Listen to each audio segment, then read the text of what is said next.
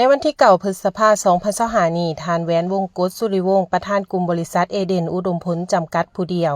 ได้ลงติดตามสุกอยู่การปลูกพืชผักของกลุ่มผลิตกสิกรรมอยู่เมืองปากซองแขวงเก็บปสักโดยมีพนักงานวิชาการจากแผนกกสิกรรมและป่าไม้แผนกอุตสาหกรรมและการค้าพร้อมด้วยธนาคารรวมพัฒนา JDB ซึ่งจุดประสงค์ของการลงสุกอยู่ก็เพื่อตอบสนองแผนยุทธศาสตร์ของการพัฒนาเศรษฐกิจและสังคม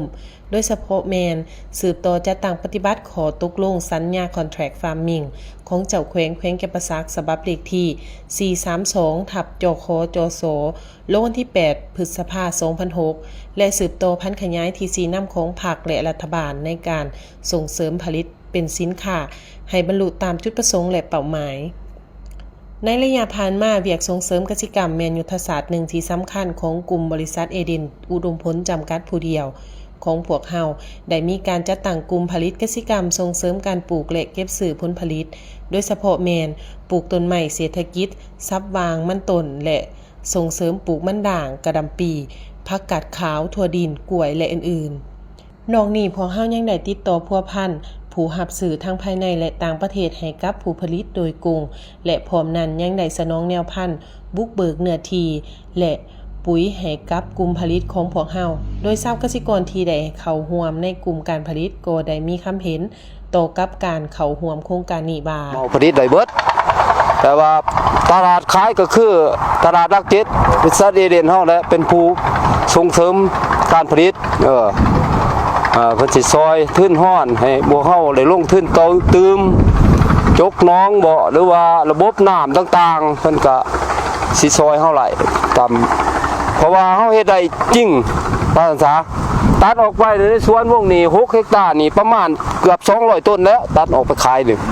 ของบริษัทนี้เนาะเป็นกองเสริมแบบกองโซเนาะคือเฮาจะส่งเสริมสนับสนุนที่ว่าปิดกลุ่มผลิตเนาะที่ว่าเฮ็ดแท้ทำจริงและผ่านมาพวกเฮากันเลยลงมาเบิ่งตัวจริงเนาะสำรวจว่าว่าในแต่ละกลุ่มที่ลงมานี่แม่นเฮ็ดแท้ทำจริงเฮาจึงมาเลยดีเลิศเนาะเลยเข้ามาส่งเสริมก็คือเอาแนวพันธุ์เนาะแนวพืชเป็นปลูกปุ๋ยเนาะเป็นทุนฮ้อนเอามาให้ประชาชนนี่มันได้ปลูกเนาะคือผักกะหล่ำเพราะว่าทางบริษัทเฮาหันเป็นสารกินทางสินค้าเนาะเป็นบอนตัวเต่าโฮมสินค้ากสิกรรมเนาะส่งออกทั้งภายในและต่างประเทศ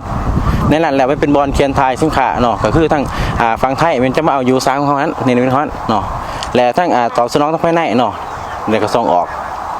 เป็นตลาดจุดซุ้มเลยเพราะว่าแผนของวัฒนธรรมนี้แม่นจะส่งออกใน4ประเทศเนาะ4ประเทศ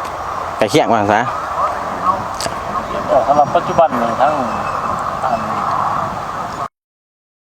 และเพื่อห้องหับสิ่งดังกล่าวโครงการจึงได้เฮ็ดระบบตองโซซุ้มใส่พื้นฐานโครงล่างได้สร้างสิ่งอำนวยความสะดวกหอบด่านให้กับผู้ผลิตและผู้รับซื้อเส้นได้สร้างตั้งตลาดจุดเคียนทายสินค้าเนรมิตลาวอยู่บ้านพัฒนานครปากเซแขวงเก็บปสักให้กลายเป็นตลาดกลางทั้งด้านสินค้ากสิกรรมในการซื้อขายสินค้าและจุดเคียนทายสินค้าขนส่งจำหน่ายภายในและส่งออกต่างประเทศพร้อมทั้งให้บริการด้านเอกสารนำเข้าและส่งออกต่างประเทศซึ่งปัจจุบันประธานกลุ่มบริษัทเอเดนอุดมผลจำกัดผู้เดียวแม่นได้เปิดน้ำใส่ตลาดและสางเขียนทายสินค้าสื่อขายผลผลิตทางกสิกรรมโดยมีสถานที่ตั้งอยู่บ้านพัฒนาลักเก็ตนครปากเซแขวงเก็บปสักโดยมีบรรยากาศคึกคืนในการแลกเปลี่ยนสื่อขายที่บ้านลักเก็ตนี่สะดวกมันสะดวกสะดวกบอนบานรถมันแบบว่าเดินมันกว้างแบบว่าเดินมันกว้างอยู่หันมันแคบนะรถแมนรถนี่คันว่าเข้ามาซื้อคือจังซี่นี่แหละนี่ก็คนใส่กันโหลดมันง่ายเนาะแมนบ่ได้ใส่แมนสะดวกสบายมีหยังแน่สิได้มาขายนี่แหละมีผักสู้ผักกาดมักเบอร์มักเขือถั่วครบกว้างขวางเนาะมันกว้างเนาะแมนสะดวกคัดเข้าคัดออกแมนโอ้มาขายยังไง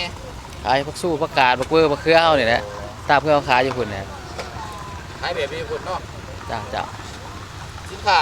แปลเองบ่หรือว่าจะได้แปลเองไปเองเอาอยู่ไสปากซองพุ่นแหละหัวมาขายอยู่นี่แม่น